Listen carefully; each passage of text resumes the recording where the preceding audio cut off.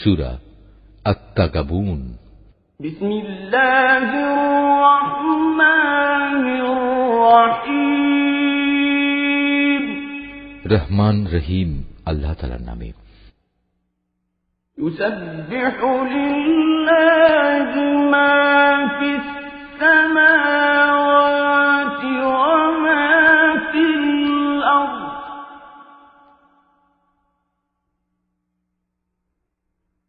লাহুল মুলকু ওয়া লাহুল হামদু ওয়া হুয়া আলা কুল্লি শাইইন কাদির।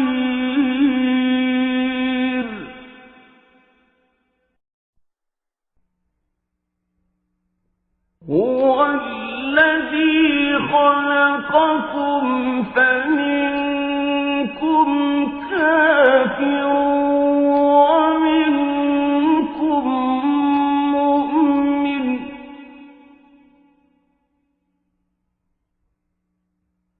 ওয়াল্লাহু বিমা তা'মালুনা বাসীর।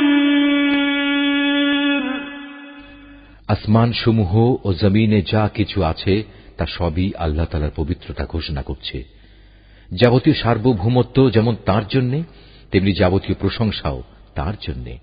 তিনি সকল কিছুর উপর প্রবল ক্ষমতাবান। তিনি তোমাদের সবাইকে সৃষ্টি করেছেন, এরপর তোমাদের কিছু লোক মোমেন হল, আবার কিছু লোক কাফের থেকে গেল। আসলে তোমরা যা কিছু করো আল্লাহ তাআলা সব কিছুই দেখেন। খালাকাস সামাওয়াতি ওয়াল আরদা বিল হাক্কি ওয়া সাওওয়ারাকুম ফাআহসানা সুওয়ারাকুম ওয়া ইলাইহিল মাসীর।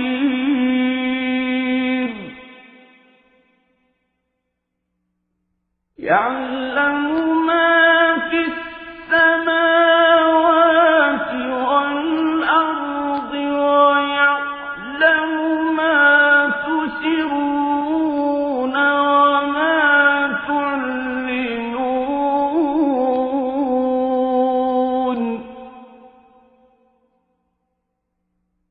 ওয়াল্লাহু আলীমুন বিযাতিস সুদূর। তিনি আকাশমণ্ডলীয় পৃথিবী সঠিকভাবে সৃষ্টি করেছেন। অতঃপর তোমাদের তিনি মানুষের আকৃতি দিয়েছেন, তাও আবার অতি সুন্দর করে তিনি তোমাদের আকৃতি দিয়েছেন। তার কাছেই তোমাদের আবার ফিরে যেতে হবে। আকাশমণ্ডলীয় পৃথিবীতে যা কিছু আছে তা তিনি জানেন।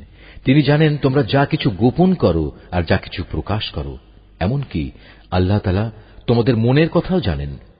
ألم يأتكم نبأ الذين كفروا من قبل فذاقوا وبال أمرهم ولهم عذاب أليم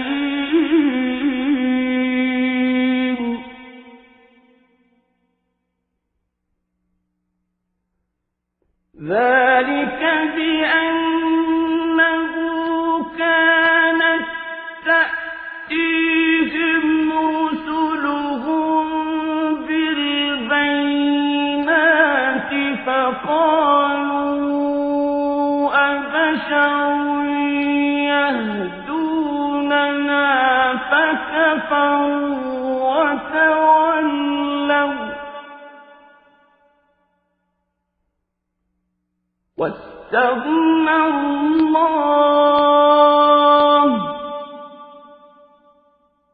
والله غني حميد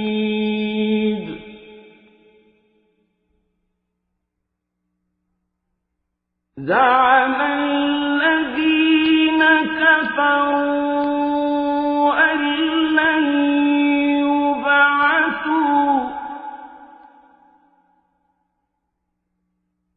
قل بلى وربي لتبعثن ثم لتنبؤن بما عملتم وذلك على الله يسير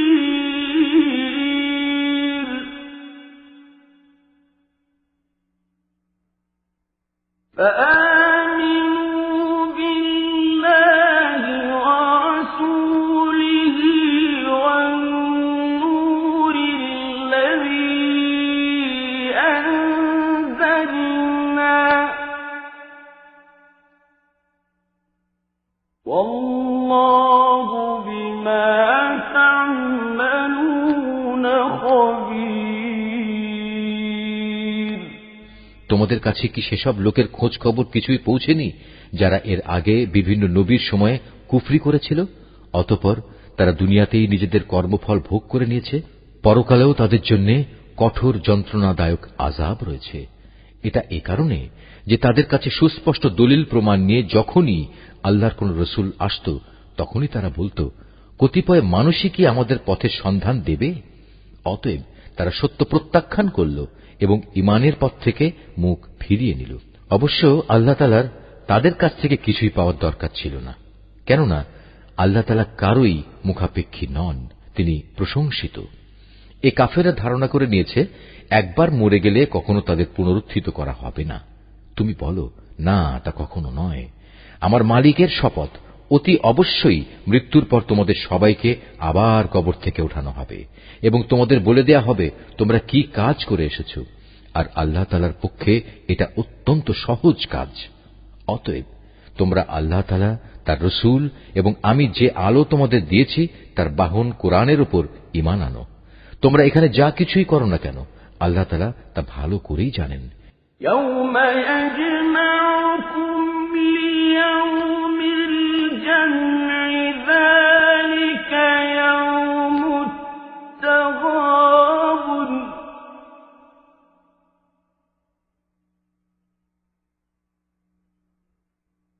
ومن يؤمن بالله ويعمل صالحا يكفر عنه سيئاته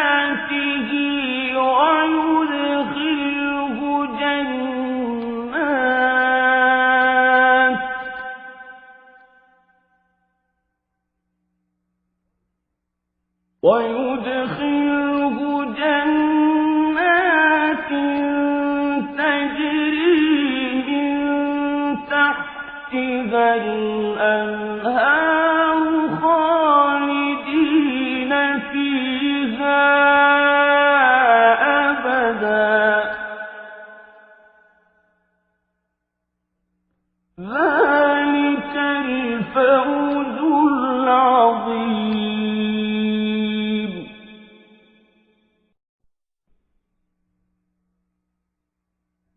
والذين كفروا وكذبوا بآياتنا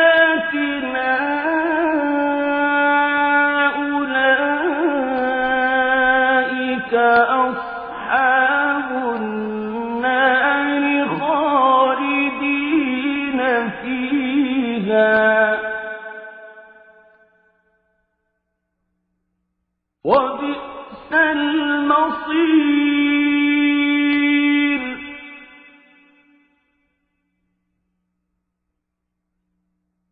ما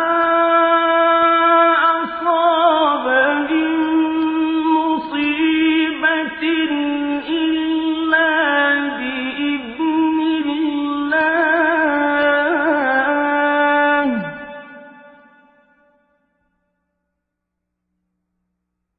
ومن يؤمن بالله يهد قلبه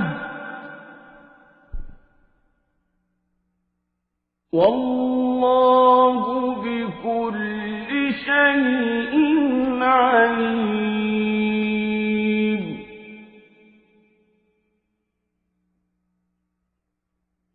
وأطيعوا الله وأطيعوا الرسول فإن توليتم فإنما على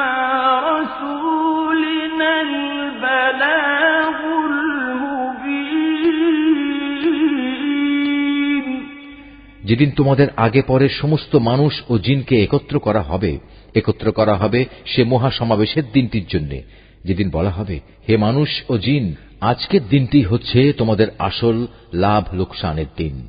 লাভের দিন তার জন্য যে ব্যক্তি আল্লাহর উপর ঈমান এনেছে এবং নেক কাজ করেছে। তিনি আজ তার সব গুনাহ মোচন করে দেবেন এবং তাকে তিনি এমন এক সুরম্য জান্নাতে প্রবেশ করাবেন যার তলদেশ দিয়ে ঝর্ণাধারা প্রবাহিত হবে। তারা সেখানে অনন্তকাল অবস্থান করবে, আর এটাই হচ্ছে পরম সাফল্য। এটা লোকসানের দিন তাদের জন্য যারা আল্লাহ তাআলাকে অস্বীকার করেছে এবং আমার আয়াতসমূহকে মিথ্যা প্রতিপন্ন করেছে। এদের ব্যাপারে আল্লাহর সিদ্ধান্ত হচ্ছে, এরা সবাই জাহান্নামের অধিবাসী হবে, সেখানে তারা চিরকাল অবস্থান করবে। কত নিকৃষ্ট সে আবাসস্থল! আল্লাহ তাআলার অনুমতি ব্যতীত কোনো বিপদই আসে না। যে ব্যক্তি আল্লাহ তাআলার উপর বিশ্বাস স্থাপন করে, আল্লাহ তাআলা তার অন্তরকে সুপথে পরিচালিত করেন। আর আল্লাহ তাআলা সব বিষয়ই সম্যক অবগত রয়েছেন। তোমরা আল্লাহর আনুগত্য করো তার রসুলের। তোমরা যদি মুখ ফিরিয়ে নাও তাহলে জেনে রেখো, আমার রসুলের দায়িত্ব হচ্ছে কথাগুলো সুস্পষ্টভাবে পৌঁছে দেয়া। আল্লাহু লা ইলাহা ইল্লাহু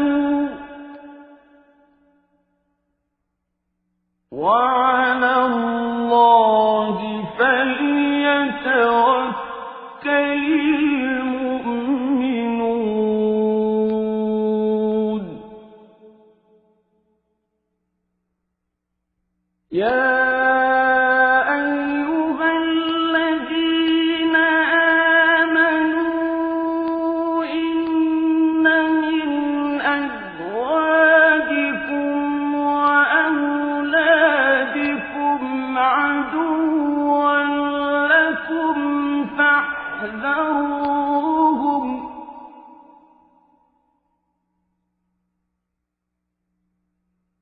وَإِن تَعْفُوا وَتَصْفَحُوا وَتَغْفِرُوا فَإِنَّ اللَّهَ غَفُورٌ رَّحِيمٌ। আল্লাহ তাআলা মহান সত্তা, তিনি ছাড়া কোনোই মাবুদ নেই। অতএব প্রতিটি ঈমানদার বান্দার উচিত সর্ববিষয়ে তার উপরই নির্ভর করা। হে ঈমানদার লোকেরা, অবশ্যই তোমাদের স্ত্রী ও সন্তান সন্ততিদের মাঝে তোমাদের কিছু দুশমন রয়েছে। অতএব তাদের ব্যাপারে তোমরা সতর্ক থেকো। অবশ্য তোমরা যদি তাদের অপরাধ ক্ষমা করে দাও, তাদের দোষ ত্রুটি উপেক্ষা করো এবং তাদের মাফ করার নীতি অবলম্বন করো, তবে আল্লাহ তাআলা পরম ক্ষমাশীল ও দয়ালু।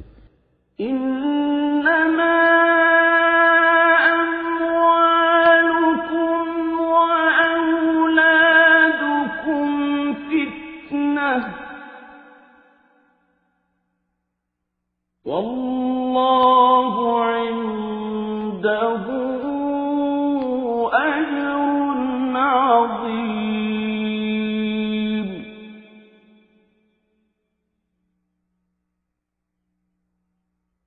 فاتقوا الله ما استطعتم واسمعوا وأطيعوا وأنفقوا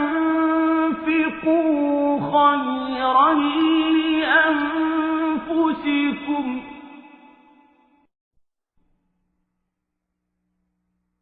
ومن يوق شح نفسه فأولئك هم المفلحون إن تقرضوا الله قرضا حسنا يضاعفه لكم ويغفر لكم والله شكور حليم